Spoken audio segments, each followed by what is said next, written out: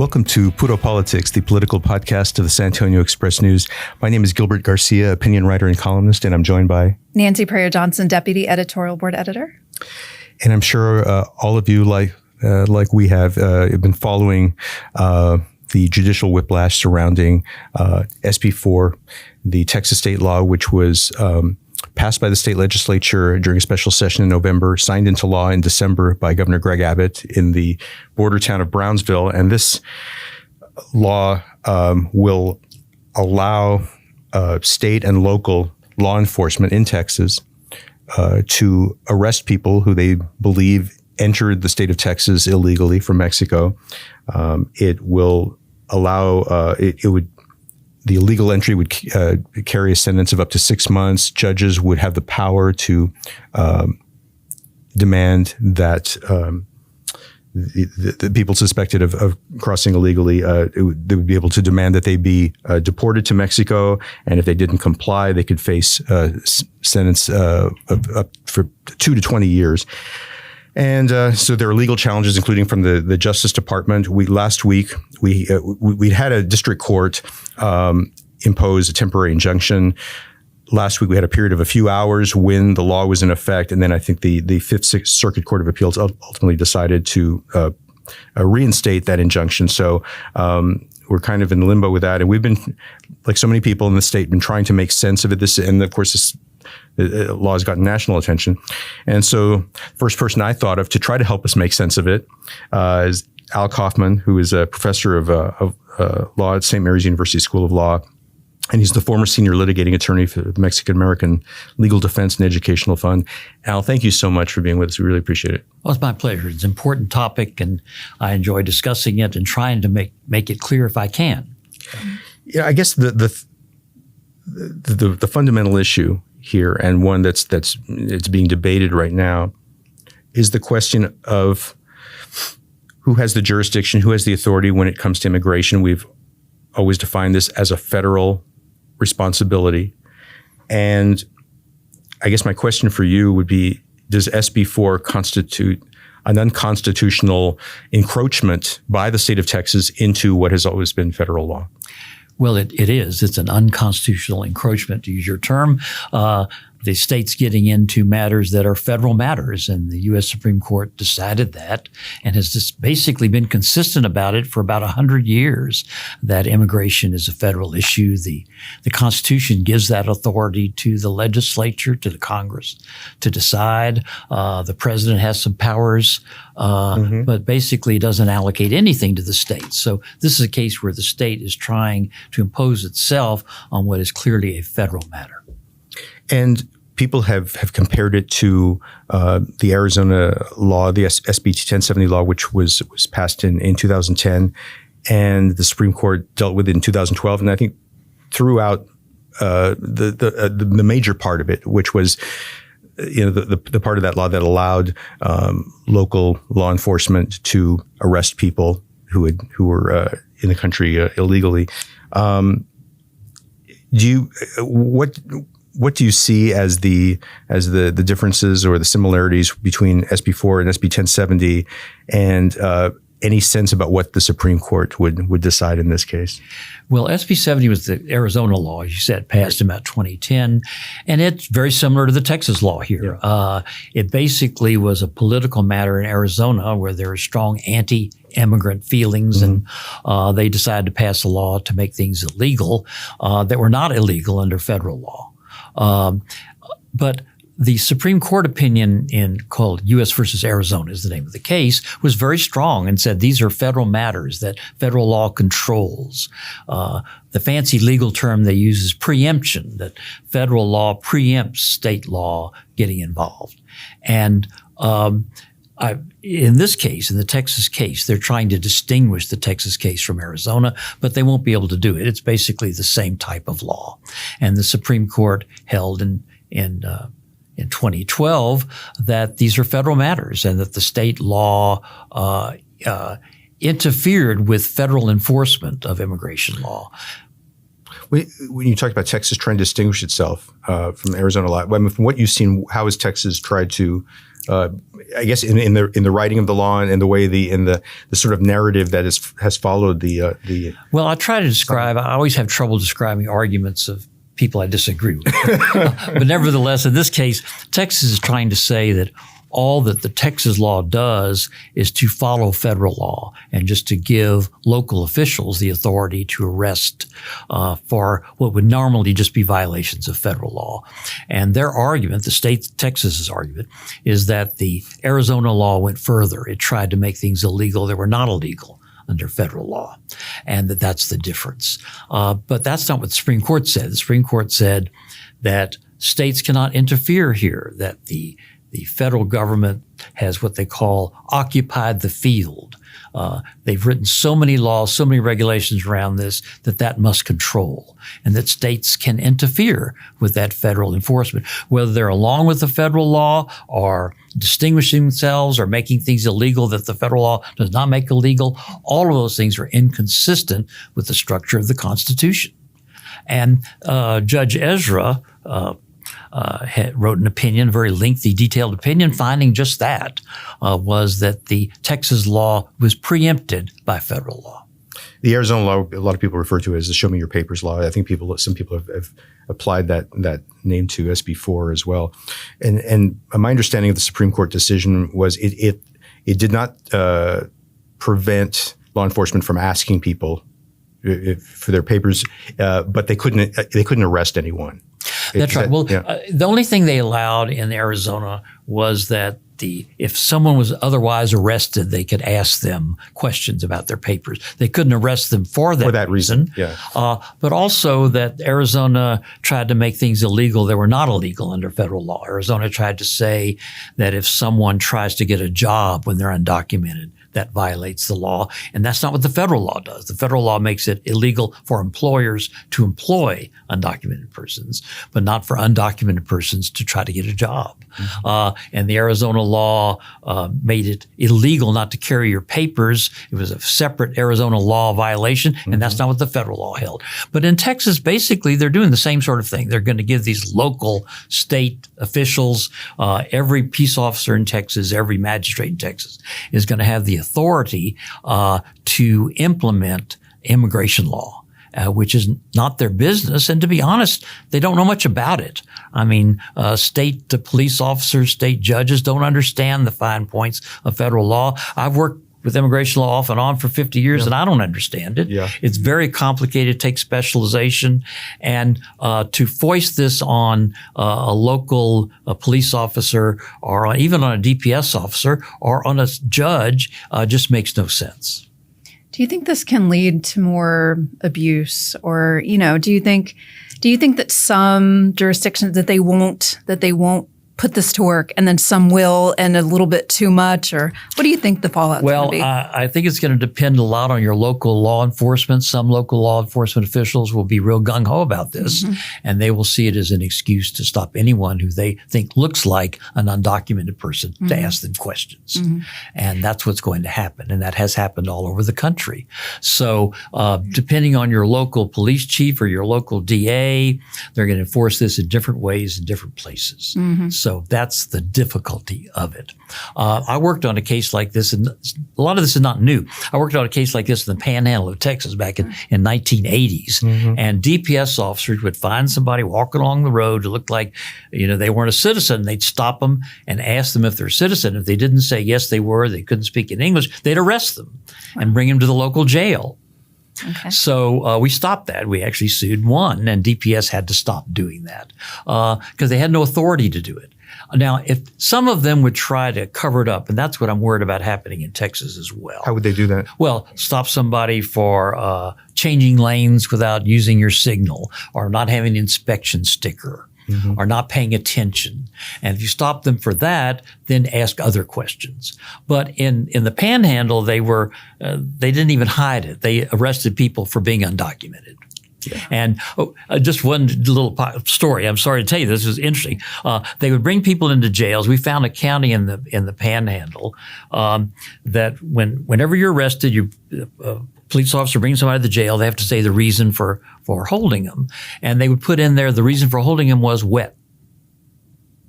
And for those of you maybe don't my understand that God. terminology, Yes. that's, of course, Totally. the English translation of mojado. Yeah. And basically they're arguing that was their violation, is that Wow. they were undocumented. And that was in the jail book. And they would write that down. And they would write that That's down. That was the record. charge. They didn't even say, a bad inspection sticker or left even try to sticker cover what didn't the- try to cover it up. Wow. But that's a great concern. And one concern I think for the whole Latino community is going to be it's going to be an open season.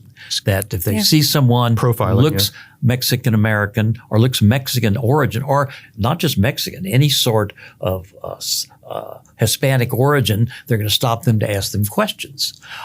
And that's I think a real concern that the community has about Senate Bill 4. I mean, yeah, we were talking about the practical effects, because there's the constitutional issue and federal responsibility versus state, but then there are the practical effects of this. And one being that unless a state or local law enforcement person sees somebody crossing from Mexico into Texas, how would they have it? They would have no idea. And so it seems to me that it's going to be purely based on just looking at someone, passing by someone and thinking that person could be. If the could be three of somebody. us were in a car, us too, Gilbert and I, would get stopped, but you wouldn't. Like, That's right. It's inherent. It's racist. There's no other word and for it. that's the concern. But it's a little bit more than just. I mean, you're right. Theoretically, an officer can only arrest someone for a misdemeanor that happens in their presence, Yeah. where they've seen. So literally, they have to see someone come across the river, not to go through an inspection station and come across. But in fact, when they stop people later, they can ask them, "How'd you get here?" "Well, I crossed over an Eagle Pass." "Did you go through the inspection?" "No." And then they have knowledge. They have probable cause. So it's going to go much farther than just literally people standing at the border and watching people cross the river. It's going to have an effect all around the state. And some of this can be, people who have lived there forever, for their whole lives, right? Maybe they've been there, 10, 20 years or whatever. I mean, it's not like they just crossed. And then what would the fallout be? What would that look like to them if this happened? Representative David Spiller, who sponsored SB4, he said that the intent of it was to prevent those who had crossed into Texas recently, rather than going, because a lot of people were thinking, well, what about my grandmother, people who've been here for a long time? But again, he can say that. But how do they know who just crossed? But as far as how this law is going to be carried out. Well, that's right. And of course, the law is pretty thorough on one thing. It requires that anyone who is arrested for this has to give all sorts of information into the databases, fingerprints, any sort of other information about them. And then if they're stopped later on, that database has to be checked. So a new officer, a police officer from Presidio, which is on the border, or from Amarillo up in the Panhandle, would stop someone, would have to check their names through the database. And if they found that Mr. Garcia, for example, had crossed without permission before, they could then arrest him because they've re-entered. So that database will be there regardless of what the officer has seen or not seen. One of the things I struggle with on the immigration issue, the terminology surrounding it, and maybe you can help me with this, is, we have Governor Abbott and others in the state, his political allies, talking about illegal entry and so on. And so many of the as that we're dealing with, as that what we're seeing along the border is very different from what it was 20, 30, 40 years ago, where I think the primary issue, and I grew up in close to the border in the Valley, you're primarily dealing with people coming, often maybe single men coming from Mexico looking for work, trying to cross into Texas without being detected. Now you have people primarily from other countries making long trips. It's often families, and they're turning themselves in and saying, "I want to apply for asylum." And so I think the overwhelming number of cases that we're seeing fall into that category, but they are referred to as illegal entries. And if the asylum process is a legal process. So I mean, are people such as Governor Abbott mischaracterizing these I think cases? the language is meant to be provocative. In fact, it even affects the legal positions in the cases. Texas has taken the position that there's an invasion.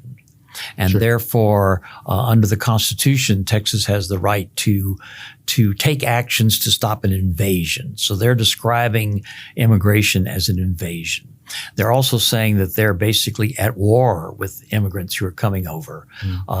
And this is the position they've taken in court. A lot of it's used in the positions by state officials, but it's even used in court proceedings. They're saying that there's an invasion and that they're at war.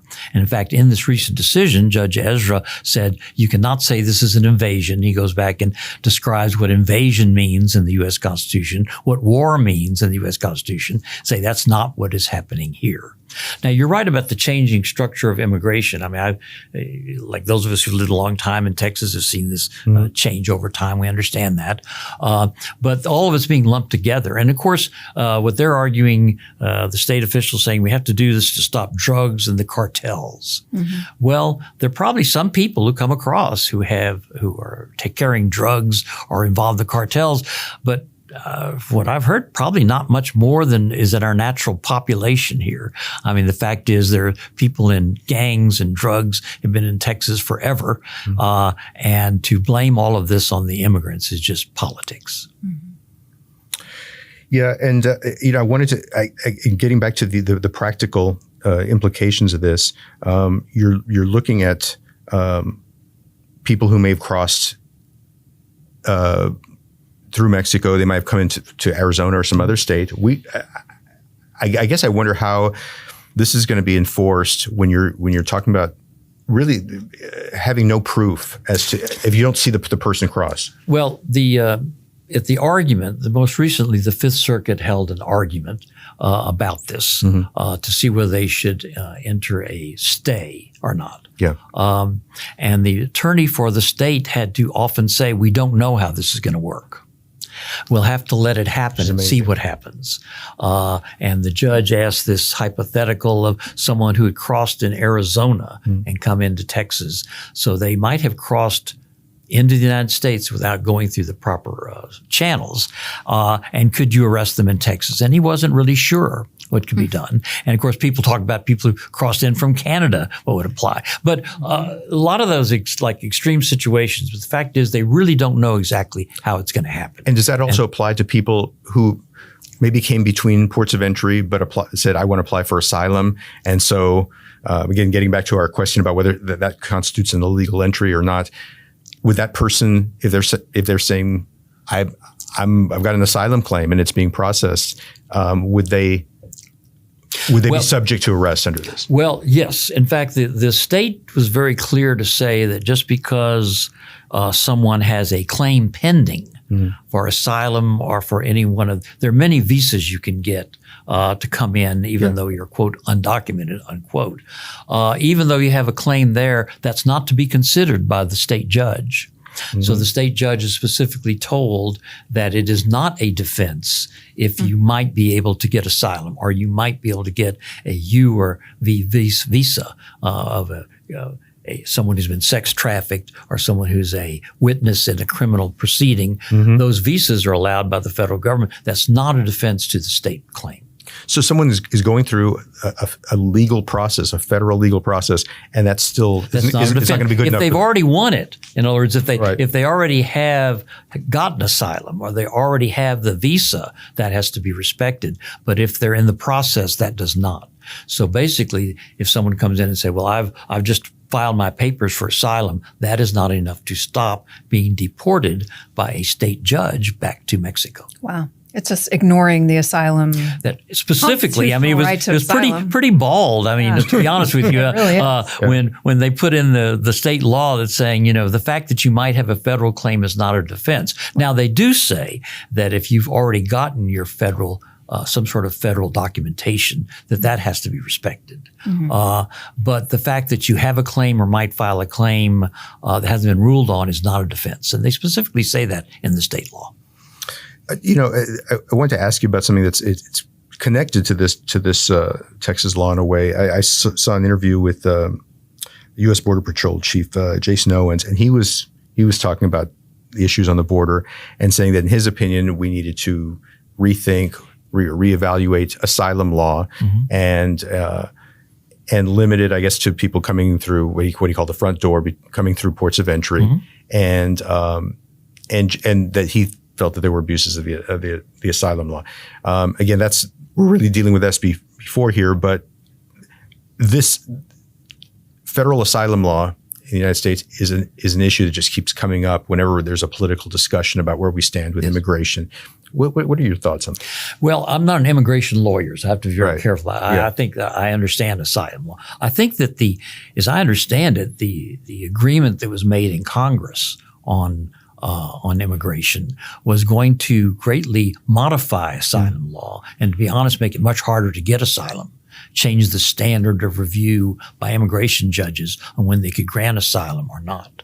So there was, as part of the negotiated settlement in Washington, remember, it was part of aid to Ukraine, aid to Israel, and immigration.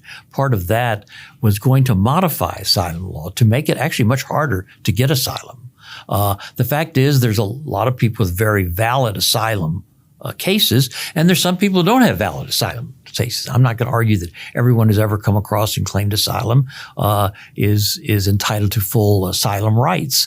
But the law on that has developed over a long period of time. There's lots of law on what sort of asylum cases can be made, expert testimony. Literally, to get an asylum case, you have to have someone come in who's an expert on what sort of terrorism there is in El Salvador to see whether you have a claim or not, or Venezuela, or Nicaragua. It's very hard to get a real asylum law. And it seems like what's really changed in recent years, maybe the last decade or so, is just the volume of cases that we're dealing with, which I think is really, that we were able to process asylm cases reasonably well for a good period of time. And we've just reached a point where there are just so many people coming and applying for asylum that that's become the problem. Well, there are many more people coming in, and part of that negotiated issue on immigration was to add a lot more immigration judges and a lot more immigration officials and a lot more persons working for the government to try to watch or to stop immigration, illegal immigration. So that was part of it, and that was not funded. So I think most people who are looking at this from the point of view, what can we do the most, what would be most helpful, would be to increase the number of judges, increase the number of officials, increase the number of Border Patrol agents, and let them try to enforce the law. Now, as I said, the settlement was going to even weaken the basic legal standards for asylum, makes it much harder to claim asylum. But so far, that hasn't become the law. So the people on the border are affected by this sort of strange and ambiguous set of circumstances. What are they getting, the people on the border, what are they getting told? Like how are immigration lawyers trying to prepare them?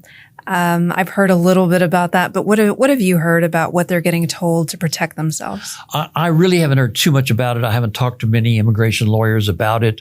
I've talked to some students who are related to immigrants, and they're very scared.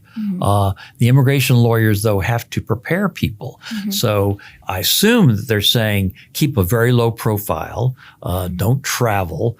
If you must come across, try to make sure you claim asylum as quickly as possible and get a lawyer as quickly as possible. But I think the effect is going to be very broad on all sorts of, I don't think anyone can deny that there are numbers of undocumented people in the state of Texas, and they're probably extremely scared. Even though, again, the state says this is just to stop people from coming across, in fact, it's going to affect all sorts of state and local enforcement of laws on people who look as though they might be undocumented. Right.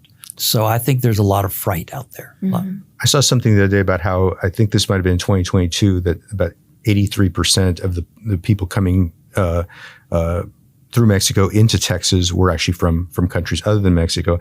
And one fascinating component to this SB4 debate has been the fact that Mexico has come out and said, if a judge orders that someone be deported to Mexico, we're not going to take those people. Yes, in fact, they've even filed legal papers to that extent. The Mexican government has been involved in these cases for some time, and they filed a brief, an amicus brief to the Fifth Circuit saying just that. We are not going to accept these people. You cannot tell people to come in our country unless they're Mexican nationals. Yeah. But remember, the way the law applies, if you came in from Mexico, but you're from Venezuela or Iraq or China, you're going to be sent back to Mexico. And so Mexico is not going to accept them. So these poor immigrants are going to be literally in purgatory. Yeah. Because the state law says. How's that going to play out, do you think? Well, I certainly don't know. I think it's just going to be a mess is what it's going to be. I mean, that's a good legal term. It's going to be incredibly difficult. But the way, as I understand the state law here says that if Judge X decides that someone came over and they did it illegally, not through the right stations, they can be given a chance to voluntarily go back to Mexico. But again, if they're not from Mexico, Mexico's not going to accept them. So literally the way the person argued it was that the state official, and by the way, a state DPS or local officer who have to be in charge of personally escorting this person back to the port of entry. And at that time, the people on the Mexican side will say, "Who are you?" Yeah. Well, I'm John Jones. Where are you from? I'm from Chile. And they're going to say, "Well, we're not going to let you in. You don't have proper documentation." So it's going to be a mess. Well, and the Mexican government, understandably, doesn't want to say that we will accept all people from all countries just because they happen to travel across the river in Mexico. I imagine this is going to clog up the jails even more, right? And the law enforcement and get their attention off of enforcing the law in other ways that are absolutely needed. I mean, I imagine it's going to be a mess in that way too. I think it certainly will be. The border counties, some of them are pretty upfront, like El Paso joined the lawsuit because they saw the effect it was going to have on them. They're worried about the extra beds in their jails, the pressure on their local officials, the pressure on their local police officers. And I think all the counties along the border will be most affected by it. But you're right. It's a matter of, how do you use your resources? So if you have more of your local police going along the border looking for people, they're not going to be trying to stop murders, rapes, and robberies in their cities. So it's very strange situation. It's going to put a lot of pressure on all levels of government. Since we had the Supreme Court decision on SB 1070, which was 12 years ago, we've had some changes in the Supreme Court. Donald Trump, who's been an extreme hawk on immigration and the border, he had instated 3 Supreme Court justices during his term in office. Do you have any? Again, we saw how the court handled SB 1070. Do you have confidence that we will see a similar decision when it comes to SB4? Or what are your thoughts? Well, of course, lawyers have to be careful about predicting what the Supreme Court's going to do. I think that it's so clear that Texas law violates preemption doctrines that the Supreme Court will strike it down. Because it clearly does. It violates not only U.S. versus Arizona, but the fundamental concepts of how federal and state governments work together. And it violates that. And so you can count your justices as you wish. On the recent opinion that came down last week, 3 of the justices said that this law violates the preemption doctrine. 2 of the justices, well, we don't know yet, but it looks pretty serious. Judge Roberts, by the way, who's one of the judges in the majority in the U.S. v. Arizona case, he decided the Arizona case was preempted. The Arizona law was preempted, didn't say anything. So we don't know exactly how they're going to find. But I think if they read U.S. versus Arizona, not just sort of the way that the state of Texas describes it, but they read the case the way it's written, I think they're going to see that the state law does violate those concepts. And, again, the government of Mexico is involved in this, international relations. One of the issues always brought up here is that this is the United States dealing with a foreign country, and we have very sensitive relations with the foreign country. And that's one thing that the United States brought up in the Arizona case, saying, look, we didn't do certain things because we felt that it would interfere with our relationships with other countries. That's one reason why the federal law penalizes employers who hire undocumented, but not the undocumented who are trying to get a job. Because the undocumented trying to get a job are often nationals of other countries the United States is dealing with. And all of these countries, no matter what the country, I mentioned Mexico, but there's Chile and Iraq and China. All of these countries are still concerned about their nationals and don't want them to be disrespected.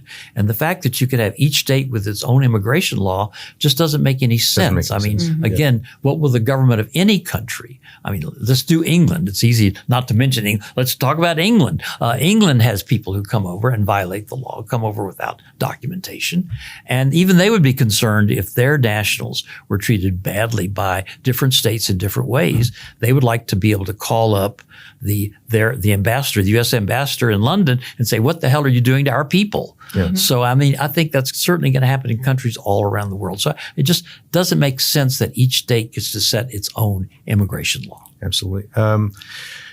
Last week, I saw a virtual press conference which featured some Democratic state representatives from different states, and one of them was Trey Martinez-Fisher from Texas, he's San Antonio, and he mentioned something that I thought was interesting, where he said that on the floor of the Texas House, he was talking about SB4, but I think he was using that as one example of something that he's seen happen over the years, which is that he said he's had conversations with his Republican colleagues and will say to them, you can pass these laws. And he's thinking about some of these controversial laws we've had in Texas in recent years. You can pass these laws, but that doesn't mean they're going to be implemented. You got to go through the court system. We've got to go through all the stuff. And he suggested he was trying to kind of make them think about the fact that there are going to be implications down the line, and that maybe you ought to be thinking about the legal implications before you push to get these things passed. And I just wonder if you have thoughts, because again, this is one of the most controversial laws Texas has passed in recent years, and one that's gotten a lot of national attention. But it's hardly the only one. And, it's not the only one, and states have their own politics and their own interest.